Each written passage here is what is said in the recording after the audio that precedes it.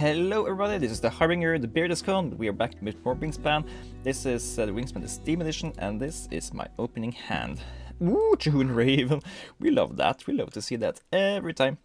And yeah, that's probably gonna be all she wrote. Now, we do need something to go with this. For example, the Yellow Warbler can work. I don't think either Percocet Parrot or White Breasted Woolswallow or James Smith is worth playing here.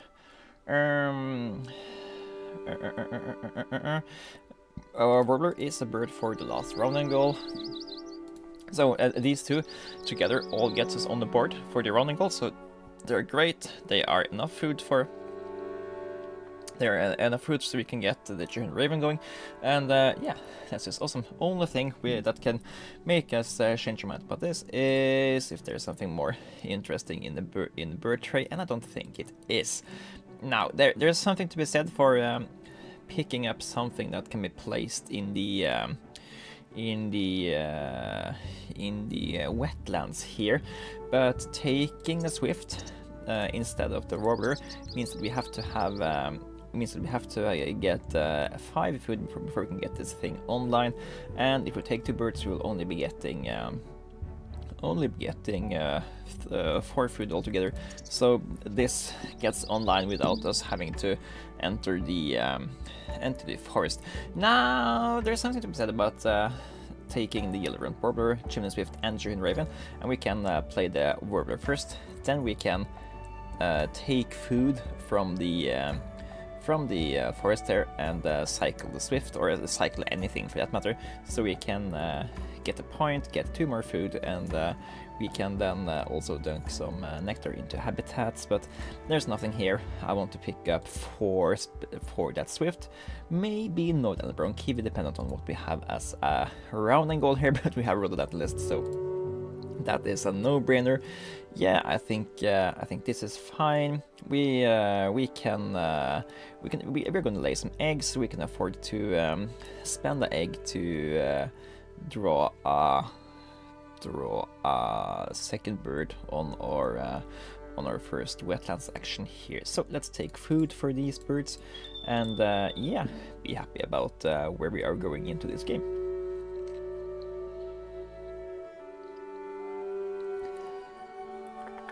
Okay, first round here, let's play the Warbler.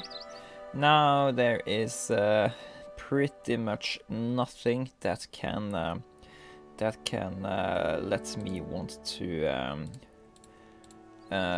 cycle the Raven to pick up a card here, but there is a possibility that we want to spend a nectar to pick up 2 cards there, but that didn't happen, so let's just play the Raven and lay eggs, take 2 nectars, and spend either egg or nectar to draw another card here. I think we do this first, and each one of you take 2 nectars, and yeah.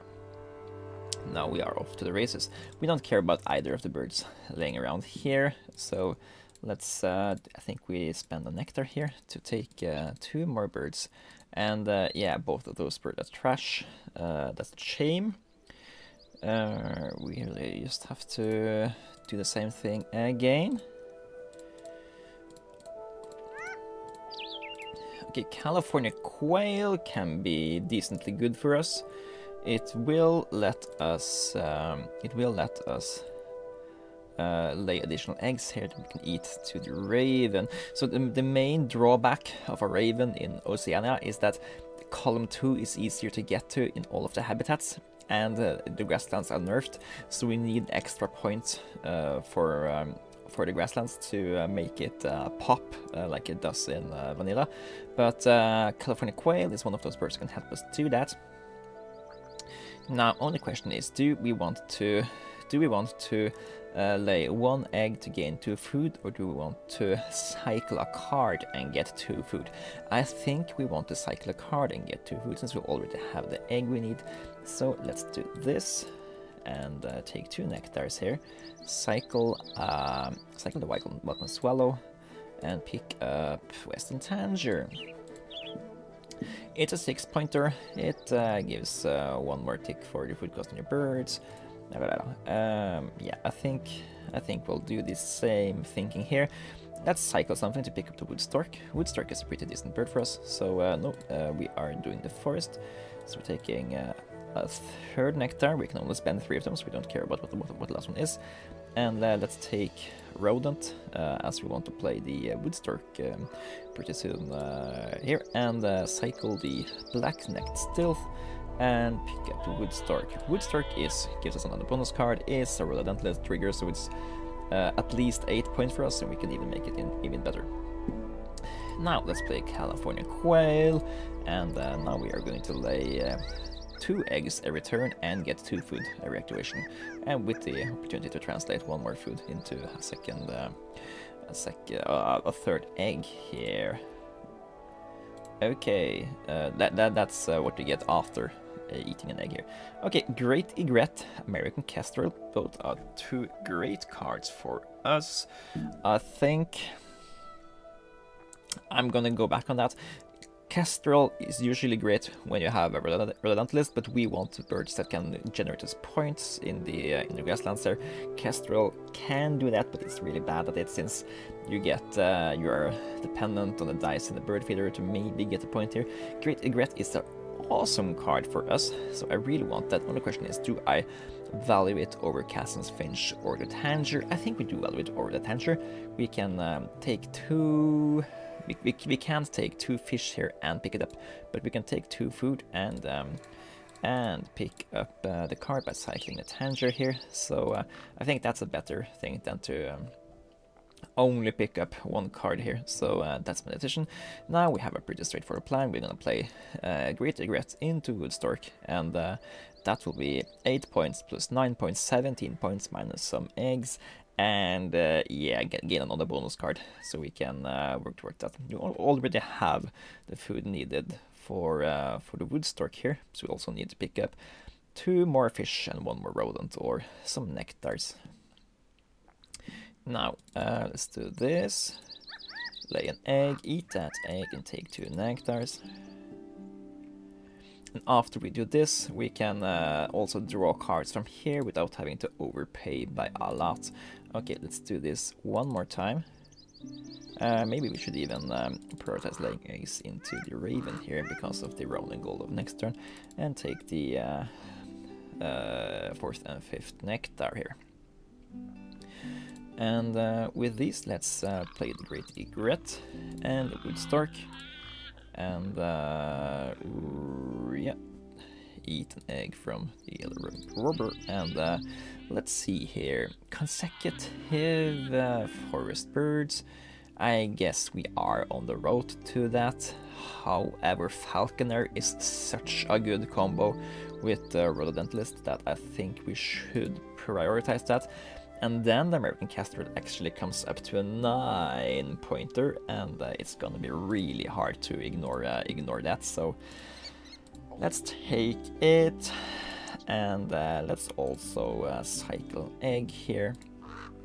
I do think that it's gonna be much easier for us to gain eggs than to pick up those extra cards. And taking extra cards, we can maybe cycle into different cards later down the line. Now we do need. Now I think we are going to prioritize to play the American Kestrel, and maybe also pick up food to play the Cassin's Finch. Cassin's Finch. Actually, we should play the Cassin's Finch first, since playing the Finch will give us an edge in the round and goal here. So we are in the need. Let's take a cherry. Let's take a nectar and a rodent for the Kestrel, and be happy about that, I think. So or we could cycle a nectar to get the first card. I don't think we need that. Let's just do it like this.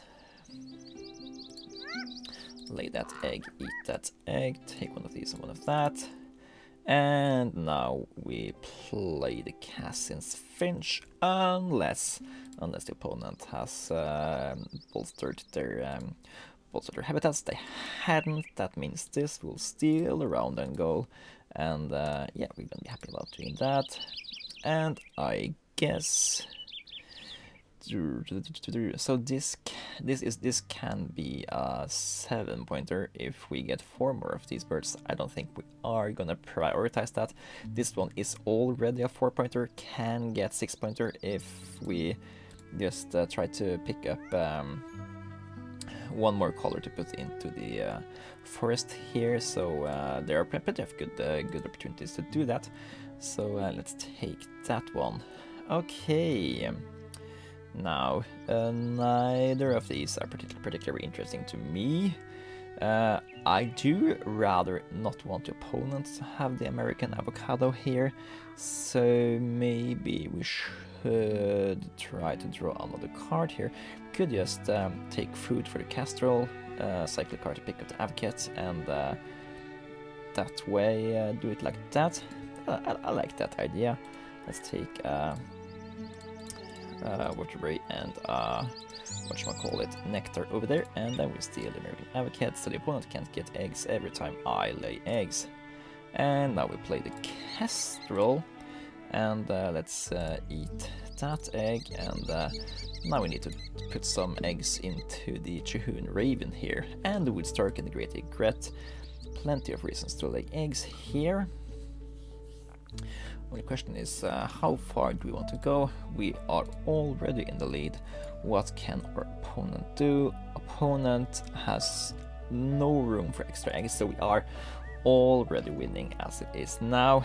Maybe we should rather pick some more cards and try to find out what we are intending to play next. For example, Burying Hole for us is it is a 9-pointer costing 2 food and probably maybe giving us additional food.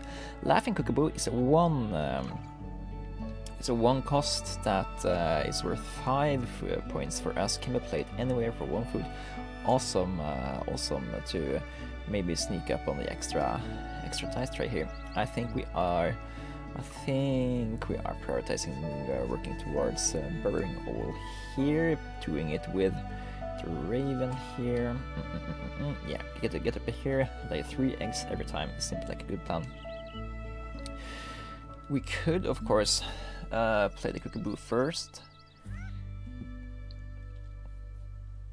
The drawback of doing that is we are occupying a territory here, but we are also gaining more points down the line. So I think this is a correct play here. Can even gain some more food. Not that the extra food here is that interesting, but gaining the extra egg every time we go here certainly is. Okay, and we can even maybe gain some food here. We don't really care too much about that food, but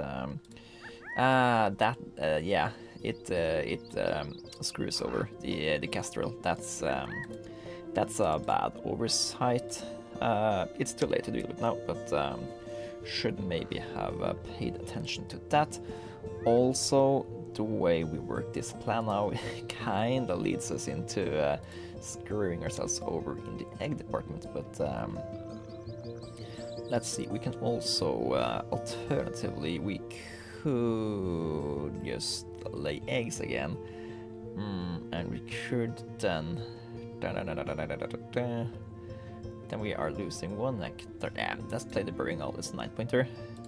Lose out on 2 eggs, so we won't win this one alone, but I think just activating this habitat properly in the future is gonna be great. Oh, did the opponent actually win out there? Ah, they laid Bonanil's Eagle. Didn't pay attention to that.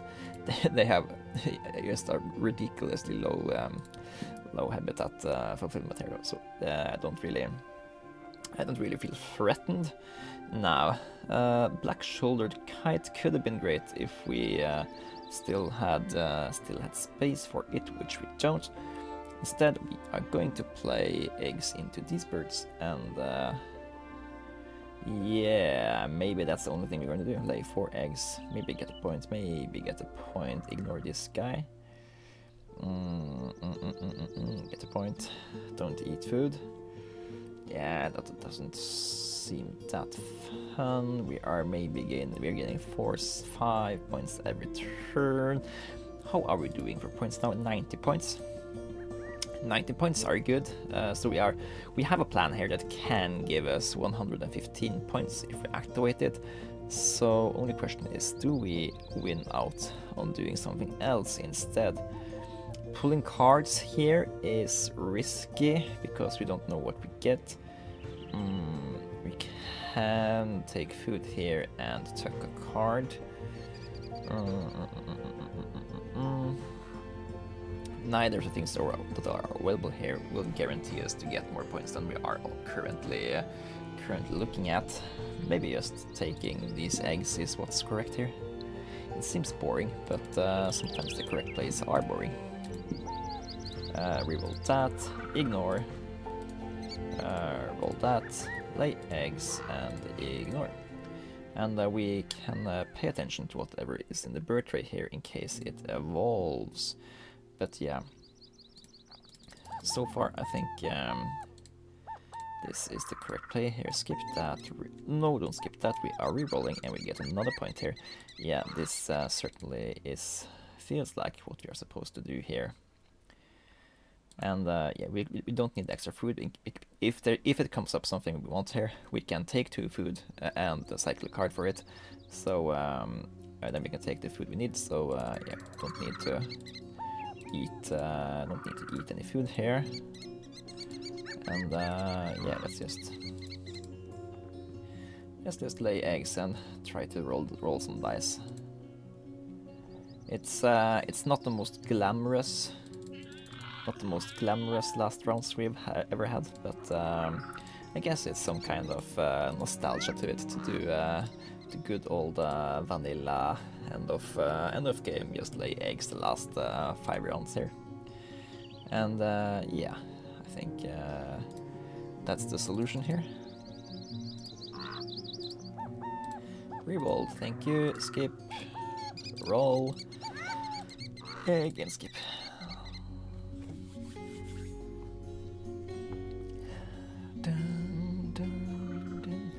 And yeah, this should be a pretty decent game. What did I say? 115. We also had some more luck on the predators there, so I think we are around 122 something. But yeah, overall, I'm happy how this game turned out, and yeah, this should be a pretty decent score here. Only 36 bird card powers. Yeah, we didn't actually play that many high-scoring birds, even though we had the Rhododentalist and Falconer. We did play some. We did play quite a few one-pointers actually, but some of the one-pointers had double 2-point bonuses, so they're great. 127. Okay, that's a little bit more than I anticipated, but really happy about that score. We had what did I say? 115, and we had 5 more, so 120. And we gained 7 points for the last run goal. I didn't take that one into account here. Okay, yeah, this was a nice, fun game here. Certainly a nice guide on how you can, or not a guide, but a playthrough of how you could confidently steer a game with a Chihuahuan Raven in your starting hand. Basically, you need to find something you can play together with, so you can lay eggs and take food pretty fast here, and yeah, you need to build out other birds so you can get eggs, so you can get access to the high egg tiers, and yeah, ideally you want one of the egg layer birds so you can have something to constantly eat eggs of, so you can still gain 2 points every time you also gain food. And yeah, don't be shy about actually going to the forest to take food if that's better for you in this exact scenario. I did it 4 times because I wanted to cycle cards instead of picking up cards here. So the reason I thought going here was better than just picking up cards here is that you still get to pick food and you get to cycle a card you aren't just playing anyway. And when you are going for one of these builds where you are generating points and food at the all time, you'd also need you need some way to get the birds you actually want to play. So you aren't just picking up food and playing bad birds. And when we had both Falconer and Rhododentalist, we had lots of incentives to play these 5 5-point bursts that give us double bonuses on Falconer and Relentless, and yeah, burying all American Kestrels. 2 9-pointers for 2 9-pointers for 2 foods each is a really good conversion rate here, and yeah, really happy about how this game turned out. I've been a Harbinger. Hope you enjoyed this playthrough of Wingspan and the talks in the aftermath. Hope you enjoy my videos, and yeah, I am signing out.